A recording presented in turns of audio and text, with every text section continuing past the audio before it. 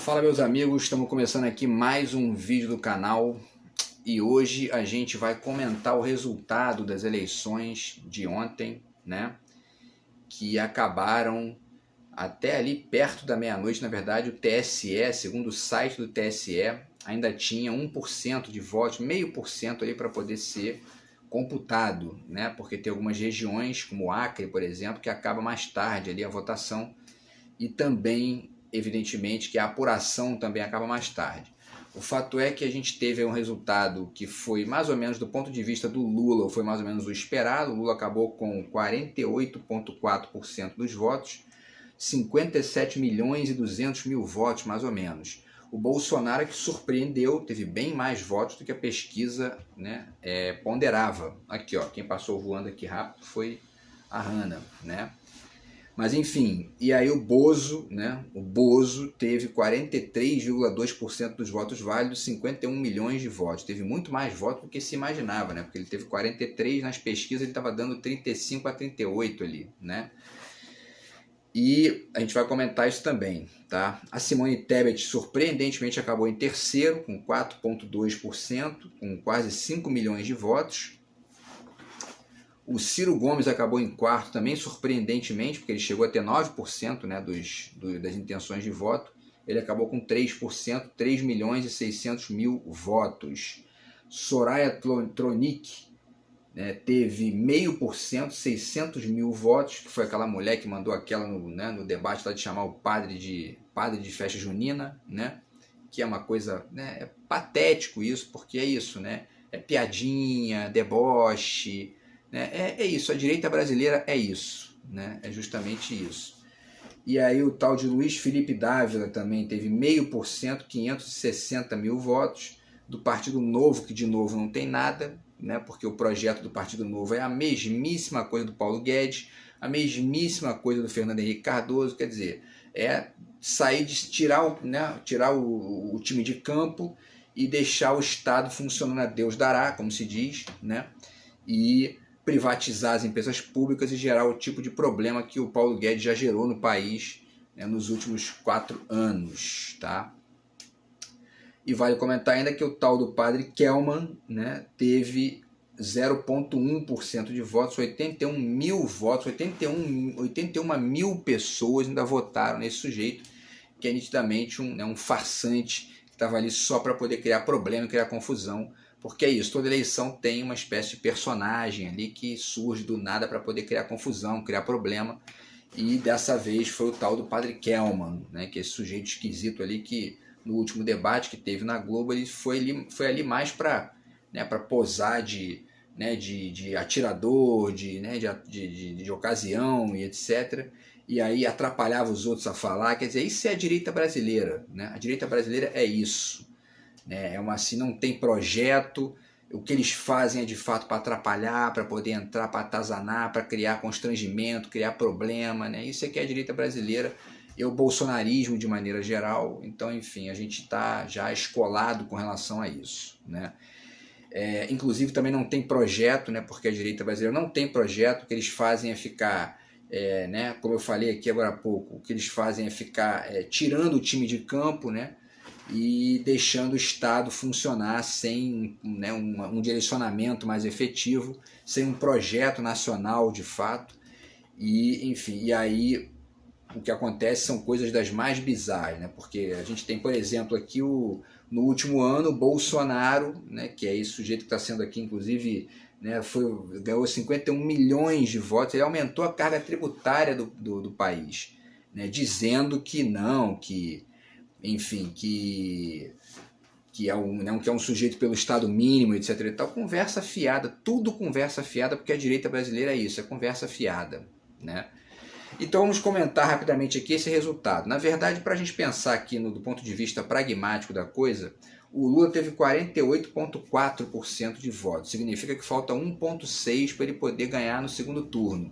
Basta ele ter 1,7%, na verdade, né? Porque ele precisa ter 50 pontos mais um voto, né? Então, mas vamos considerar que é mais 0,1 e a gente aí precisa de 1,7 para poder vencer no dia 30, porque o segundo turno vai ser no dia 30 de outubro, agora, né? Daqui a 28 dias, tá, pessoal? O Bolsonaro, para virar esse resultado, ele vai ter que conquistar 7 pontos percentuais, né? E, evidentemente, o Lula manter ali os 48 dele, tá? E aí a gente tem que analisar o seguinte, né? Os dados desses outros candidatos, porque a Simone Tebet teve 4,2%, o Ciro teve 3%, né? E o restante chegou a 1%, que é a Soraya, o Luiz Felipe Dávila e o Padre Kelman. Uma coisa a gente pode dizer com certeza, né? Os votos da Soraya, do Felipe Dávila, do Partido Novo, e do Padre Kelman certamente vão migrar para o Bolsonaro, esse 1% aí, né? Porque são votos da direita brasileira, efetivamente. Já os votos do Ciro, a maioria desses votos provavelmente vai para o Lula. Por quê? Porque o projeto do Ciro é um projeto de esquerda. Na verdade, do meu ponto de vista, o Ciro teve essa votação pequena, né, de 3%, porque a grande parte dos votos do Ciro migrou para o Lula, para tentar resolver a parada no primeiro turno. Infelizmente não deu, não se conseguiu chegar no valor necessário, mas chegou perto, porque parte desses votos do Ciro realmente migraram, né, parte desses votos migrou para o Lula. Então, se o Lula conseguir 1,7% dos votos do Ciro Gomes, 1,7% dos votos do Ciro Gomes, ou seja, um pouco mais da metade dos votos do Ciro, o Lula fecha essa parada no segundo turno, né? E aí entra a questão da Simone Tebet, né, também, porque a Simone Tebet foi uma candidata que surpreendeu, chegou a 4,2% dos votos, passou inclusive o Ciro, quando ela ficou o tempo todo em quarto lugar nas pesquisas, né? E aí a Simone Tebet chegou a 4%. Resta saber o seguinte, né? A questão que a gente deve pensar e refletir agora nesse período eleitoral do segundo turno é como que esses votos da Simone Tebet vão migrar, né? Por quê? Porque ela provavelmente vai condicionar, vai orientar, né? Ela, na verdade, não vai condicionar o partido, porque o partido dela já está condicionado a apoiar o Lula, né? Que é justamente o PMDB, que já fez, inclusive, aliança com o Lula em alguns estados e tal. O Lula apareceu com alguns integrantes do PMDB, foi, inclusive, criticado pelo Ciro Gomes por isso. Mas, enfim, o fato é que, realmente, o Lula já tem uma conexão com o PMDB. A Simone Tebet pode, inclusive, ampliar, né, esse posicionamento do Lula com um apoio direto, ali, com um apoio mais aberto e efetivo, né? Vamos acompanhar, né? A gente vai acompanhando se realmente isso procede ou não. A questão é não apenas se a Simone Tebet vai apoiar o Lula ou não, mas se esses votos da Simone Tebet vão migrar para o Lula ou não. Por quê? Porque o projeto da Simone Tebet, do ponto de vista, né, efetivamente ali, direto do projeto dela, é muito parecido com o projeto do Paulo Guedes, né? Vamos sair aqui, ó, a Hanna está ali já, né, querendo morder o fio, então vamos tentar tirar ela. Então, assim, o projeto da Simone Tebet é basicamente o mesmo projeto do Paulo Guedes. Então é muito curioso, porque existe essa distinção meio tosca na política brasileira que a gente tem que ficar tentando o tempo todo minimizar, né? Porque isso atrapalha entender de fato o processo de maneira mais ampla, né? Por quê? Porque né, o que leva a Simone Tebet a ter um projeto muito parecido com o do Paulo Guedes e apoiar, por outro lado, o Lula, né?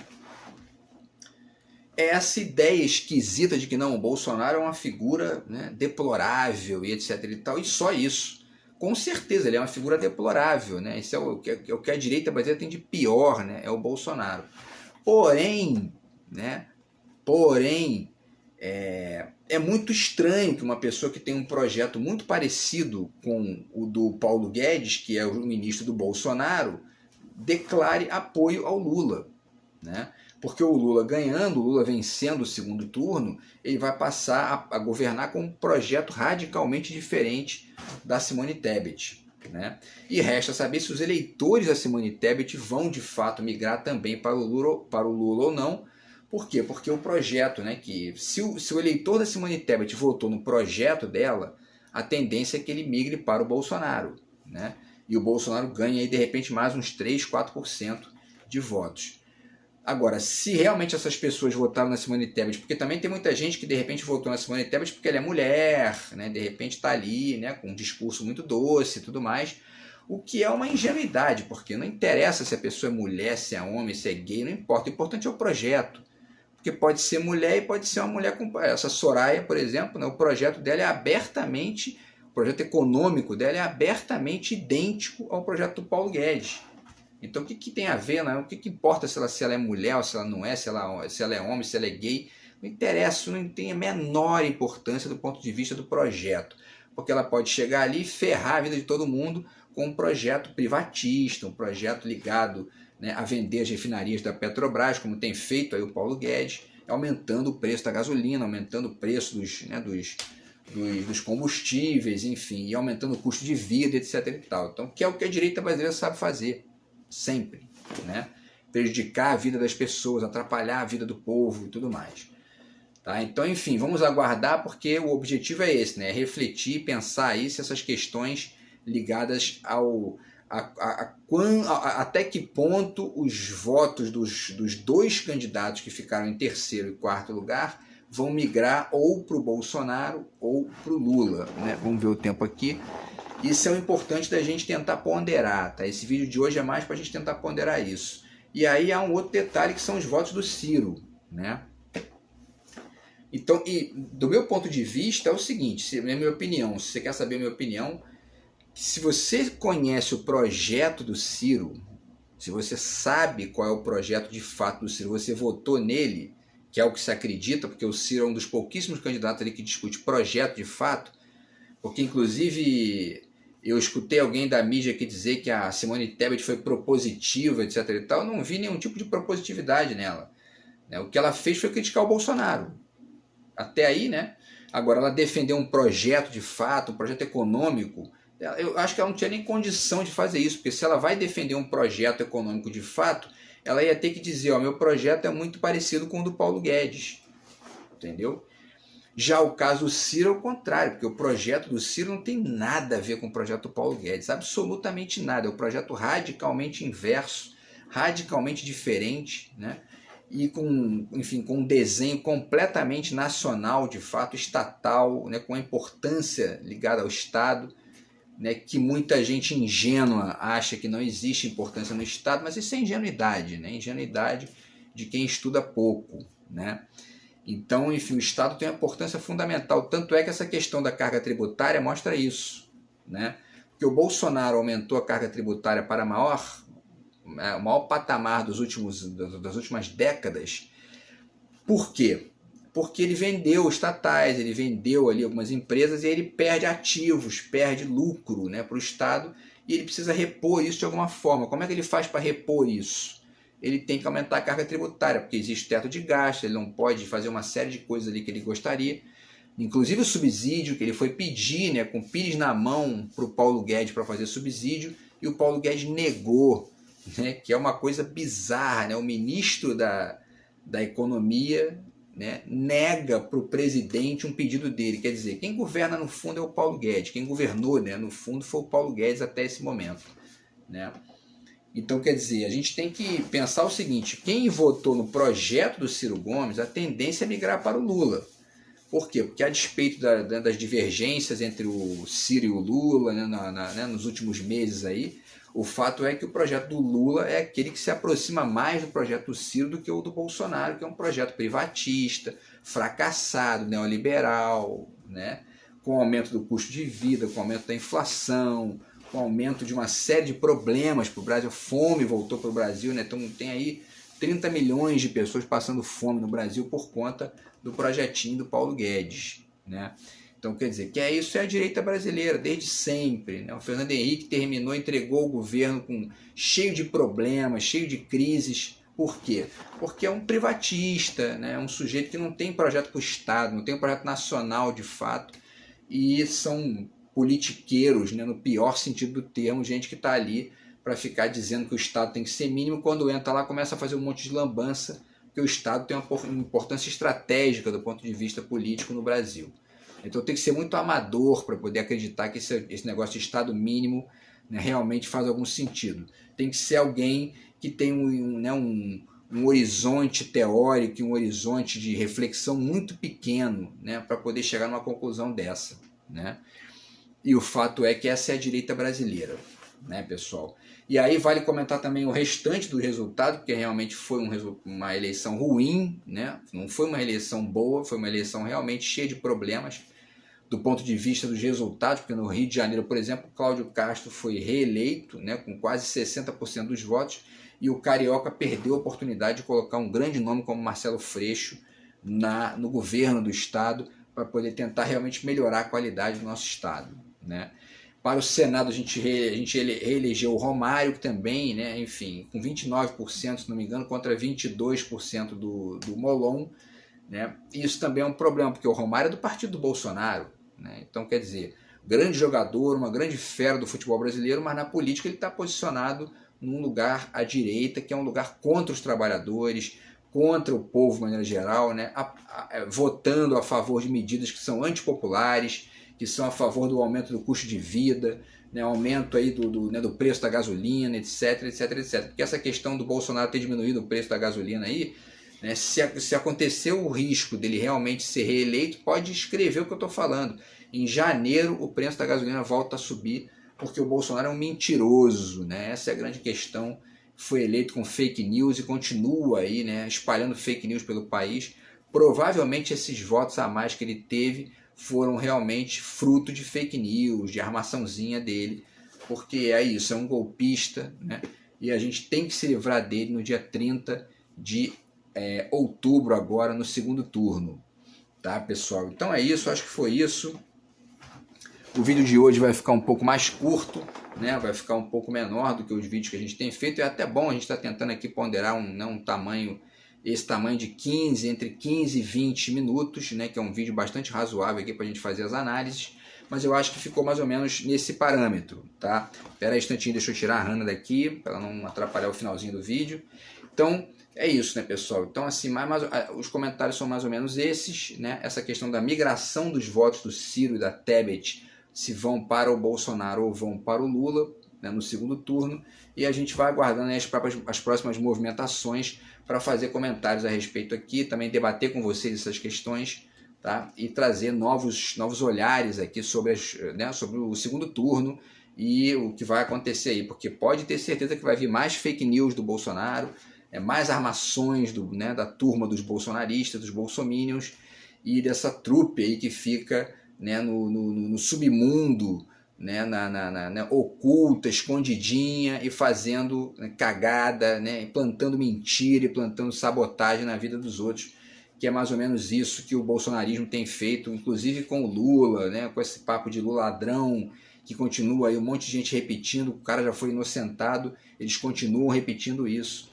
Então, quer dizer, a gente vai tentando aí alterar esse quadro para poder o Lula vencer logo, vencer agora no segundo turno. Eu tentei dar minha contribuição, né? Eu mudei o meu voto agora na última semana do Ciro para o Lula, ainda que eu acreditasse e continuo acreditando que o projeto do Ciro é melhor, mas enfim, tentei modificar o voto para poder ajudar o Lula a se reeleger no primeiro turno, mas ficou perto ali, e a gente vai aguardar agora o dia 30 para poder fechar esse caixão de vez e a gente jogar o Bolsonaro para o lugar dele, que é um local que é o local secundário da política, porque era um deputado, né, que enfim, que era totalmente inexpressivo, aprovou 2 projetos em 28 anos. Quer dizer, olha quem está aqui, para se despedir de vocês aqui, ó, né? É a minha amiga Hannah aqui, né, minha princesa aqui, isso, né? E aí é isso, pessoal. Então vamos ficando por aqui, eu e a Hannah vamos mandando abraços para vocês aqui. E a gente no próximo vídeo volta para comentar mais um pouco, né, sobre literatura, sobre política e tal, né, e fazer aqui as nossas reflexões sobre esse processo do segundo turno também. Beleza, pessoal? Então é isso. Grande abraço para vocês. Até o próximo vídeo e valeu!